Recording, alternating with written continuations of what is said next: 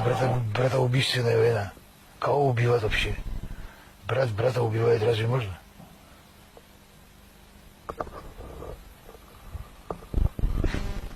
Ну, что сказать, что это не надо было войну начинать вообще. Никто не хочет. Я сам лично не хочу, вот ребята не хотят. Это можно было решить за круглым столом. Мирным путем? Мирным путем, конечно, обязательно. Что я могу сказать?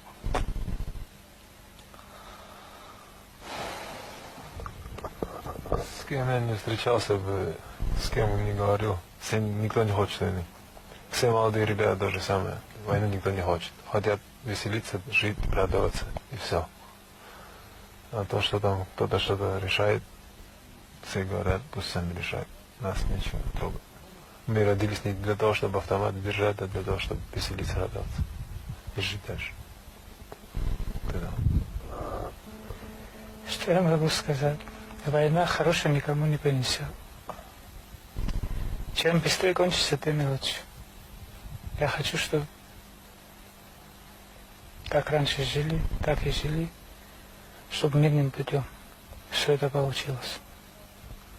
Я думал, что эти 4, когда вот в Ачамчире там события были недавно. Сюда не заезжали, войны не было. А, потому у тебя, наверное, посмотри на лицо, у тебя уже давно сидящее лицо у тебя. С первого дня еще война не началась, меня поймали в этом же. Там еще, да? Да. А, Они там вместе находились. ну как с вами обращались? Нормально? Очень хорошо. Которые с нами, ребята, сидели как братья, вот так вот обращались.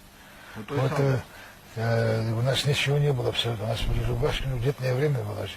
Летом это было. Одели нас, все вот это дали, когда нам холодно стало. Передачи их родители приносили нам, ну, кормить давали. Мы там с голоду не умирали И вообще. без нас они И не без кушали. нас они не кушали вообще. Я благодарю, спасибо им говорю. За то, что спасибо так, тебе, что ты супруг. да, за то, что так тепло нас встретили вообще. Могли бы там нас вообще, зачем скрывать, поиздеваться в камере, понимаете, но нас пальцами никто не трогал. Это я клянусь Богом, честно говорю. Вот, если я не говорю правду, вот, пожалуйста, пускай он скажет. Еще 2 ребята там были. 3 нас было, но одного не знаем, куда его забрали. Вот так вот. Я благодарен очень, что так тепло там встретили нас. И никто нас пальцем не трогал, и ни дубинкой, ничем абсолютно. Вот, целый, невредимый вот так вот приехал. Для блага наших народов, абхазов и грузин, надо вот всю эту правду рассказывать людям, чтобы как-то эту бойню мы прекратили, понимаете?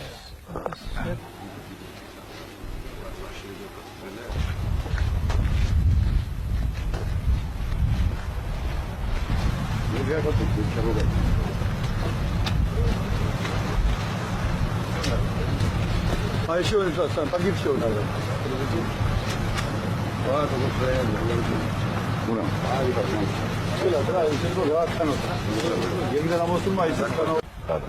Я думаю, основания для слез есть. Разлука, их ждут дома. Плен — это есть плен, понятно.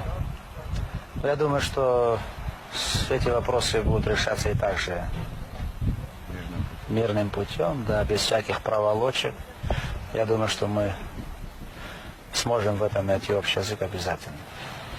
Есть еще ряд военнопленных, мне сказали, что они в Тбилиси находятся, или даже привезли, возможно, да, Автандил Шудаевич? Пока еще нет, но скоро будет.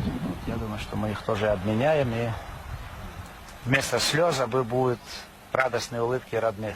И там, и здесь, да. Главное, что процесс мы вот хорошо это освоили. Вот уже сегодня 2-й раз мы встречаемся во время военнопленных. И я надеюсь, что скоро все это решится. Გახლავთ თქვენი და ბატონი ალექსანდრე დამსახურება.